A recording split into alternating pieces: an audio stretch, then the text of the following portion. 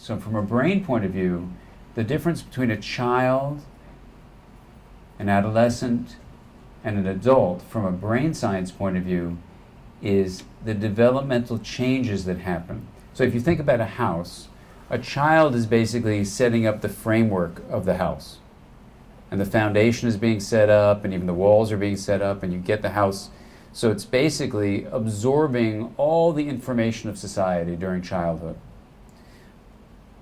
But then, during adolescence, the brain begins to remodel itself in ways that shocked the scientists.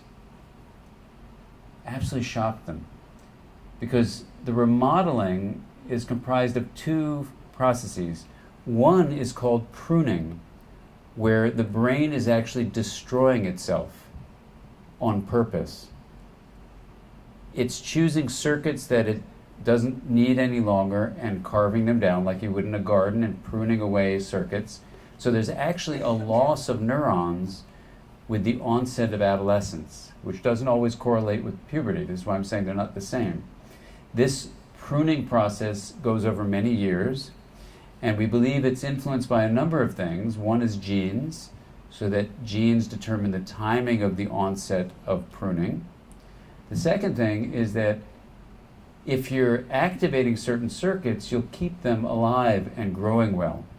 So the principle that you may have heard about, use it or lose it, is very important during the adolescent period. So what adolescents do with their activities, with their time, with their interactions, with their attention, we believe will shape which circuits will remain active and therefore will remain existing. So if you're going to learn a foreign language, for example, learn before puberty starts, before adolescence begins, before this pruning process begins. So you can say, well, schools should listen to this brain science and start teaching foreign languages before high school.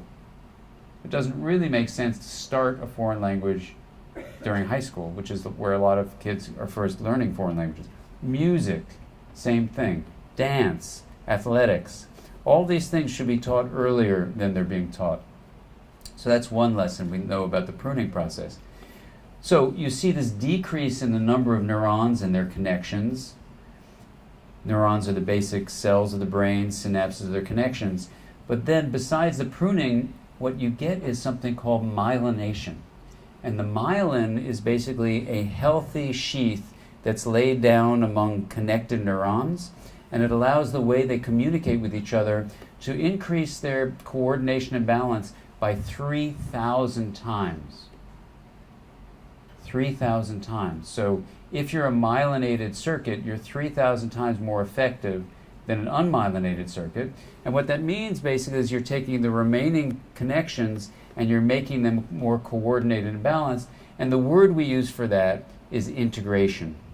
So if you had to say, what is the remodeling all about of this adolescent brain, is the adolescent brain is becoming actually more efficient because it's becoming more integrated.